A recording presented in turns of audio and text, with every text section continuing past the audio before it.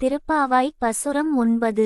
தூமணி மாடத்துச் சுற்றும் விளக்கெரிய தூமங் கமழத் துயிலணை மேல் கண்வளரும் மாமான் மகளே மணிக்கதவம் தாழ்த்திரவாய் மாமீர் அவளை எழுப்பீரோ உம்மகள்தான் ஊமையோ அன்றிச் செவிடோ அனந்தலோ ஏமப் பெருந்துயில் மந்திரப்பட்டாளோ மாமாயன் மாதவன் வைகுந்தன் என்றென்று நாமம் பலவும் நவின்றேலோ ரெம்பாவாய். திருப்பாவாய் பசுரம் 9 மீனிங் மற்றும் விளக்கம்.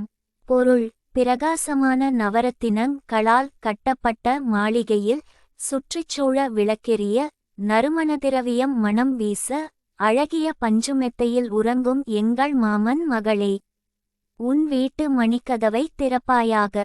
எங்கள் அன்பு மாமியே, அவளை நீ எழுப்பு. உன் மகளை இத்தனை நேரமாக நாங்கள் கூவி அழைக்கிறோம். அவள் பதிலே சொல்லவில்லையே. அவள் ஊமையா, செவிடா, சோம்பல் அவளை ஆட்கொண்டு விட்டதா, அல்லது எழ முடியாதபடி ஏதாவது மந்திரத்தில் சிக்கி விட்டாளா? உடனே எழு. எங்களுடன் இணைந்து மாயங்கள் செய்பவன், மாதவத்துக்கு சொந்தக்காரன், வைகுண்டத்துக்கு அதிபதி என்றெல்லாம் அந்த நாராயணனின் திருநாமங்களைச் சொல்.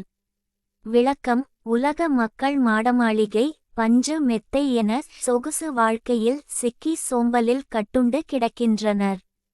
இதில் இருந்து அவர்களை மீட்டு பகவானின் இருப்பிடமான வைகுண்டமே நிலையானது என்பதை அறிவுறுத்த வேண்டும். அந்த வைகுண்டத்தை அடைய பகவானின் திருநாமங்களைச் சொல்ல வேண்டும்.